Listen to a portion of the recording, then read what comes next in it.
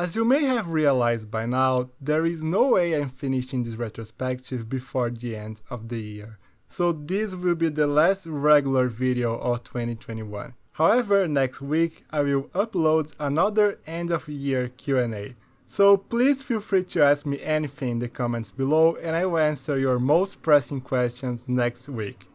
Now to this week's video. By Sunday of Godzilla's opening weekend, it was clear for Warner that the movie was a hit, and the studio wasted no time in greenlighting a sequel. More than that though, they confirmed the presence of Rodan, Mothra and King Ghidorah in the follow-up, which justifiably stirred up the fans. Not only that, but Legendary Pictures had been beaten by the Marvel bug, and wanted to do one of those fancy crossover things where they make a movie, then make a sequel that hints at a bigger universe, make a prequel explaining how some elements of the universe came to be, and finally a movie where they put everyone together. Godzilla, King of the Monsters is the sequel that hints at a bigger universe stage of the franchise, and we all know how good these actually are.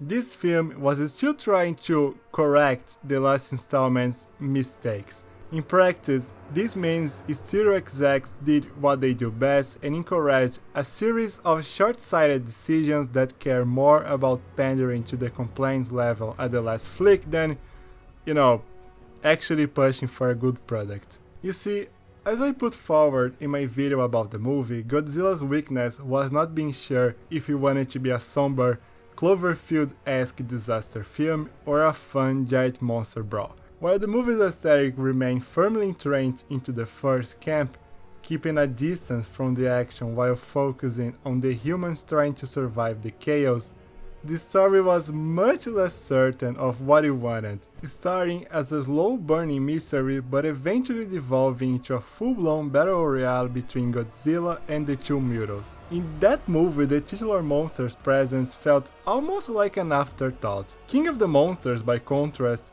from the very start builds up the confrontation between the many creatures of its storyline. It doesn't waste any time hyping you up to see Godzilla in action. That's what this movie promised to you, wall-to-wall kaiju battles. And when the time finally comes for the monsters to fight, what does the movie do? Well, for some completely inexplicable reason, the sequel decided not to address any of the aesthetic inconsistencies that made the first film feel off. The movie swapped the greys and reds of the first one for blues and orange, but it is still very dark, meaning most of the time you'll be actually looking at Godzilla's silhouette. This looks cool and all for the trailers, but doesn't do any favors for the action sequences themselves, which already suffer badly from other problems as well. Among these problems is the bad choreography, that basically revolves around the monsters just hugging and biting each other as if they were Mike Tyson. There is also a matter of pacing, something the movie inherited from the previous one, as it seems they too thought a certain distance should be kept from the monsters at pretty much all times, instead focusing on Hey, get out of the way! I wanna watch the movie! No, go back to...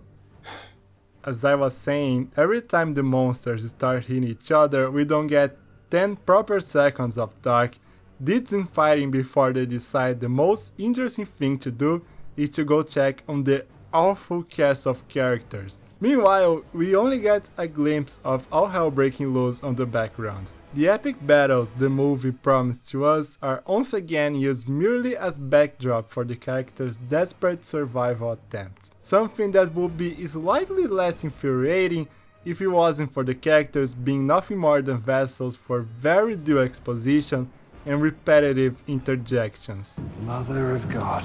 Oh God. Oh my. Oh man. Jesus. Jesus. Jesus. Jesus. Jesus. Jesus. Sweet baby Jesus. My God. Zilla. I get it, you are seeing something really cool and awesome, if only we could see it as well. Like, I won't get into the individual merits of the story because we all seem to be on the same page that it is idiotic as all hell.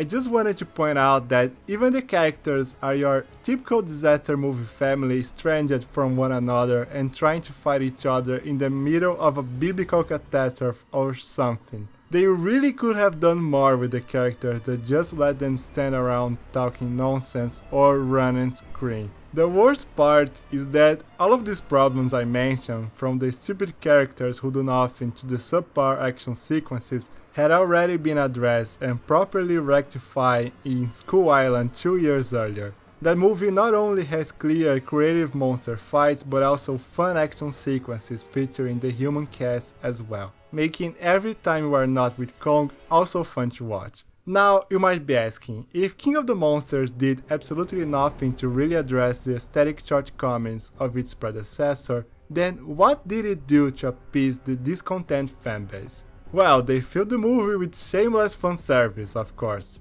This movie has the classic Godzilla theme and the Mothra theme, and the Blue Oyster Cult song plays in the credits, and they call Ghidorah Monster Zero, and they use an Oxygen Destroyer and have Godzilla glowing red. It's just like the old movies.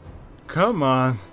That's just lazy. Instead of actually trying to make a better, more fun movie, they just shoved a bunch of reference to other works into it and call it a day. That's what the fans wanted, right? It's not that the action of the previous film felt lackluster for them and the whole ordeal was horrendously out of focus. Nah, it's because there's not enough Godzilla in it. This whole movie feels like giving a crying child a pacifier. In typical Hollywood fashion, they decided to simplify Godzilla's problems to one or two words and just tell the filmmakers to run with it. And the worst thing is that this worked to an extent. Most fans quit the sight of all those so comfortably familiar elements on the big screen.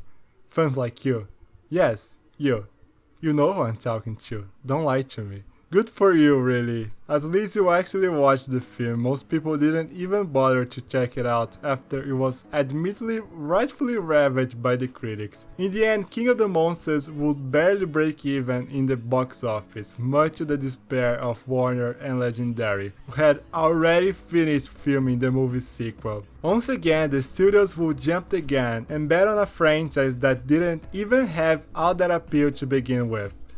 Now, where did we see that happen before? Anyway, it wasn't for nothing that this film flunked. By relying heavily in shallow fanservice instead of well-constructed action and empathetic characters, the movie alienated all but the most hardcore of Godzilla fans. People who probably went into the theater predisposed to liking the flick. Doing that would prove to be the newly nascent franchise's biggest mistake, and would make life much harder for the upcoming crossover between the King of the Monsters and his old rival. Don't forget to ask me your questions in the comments below, as I'll be answering them in the next video. That's it for today. Merry Christmas for you and your families.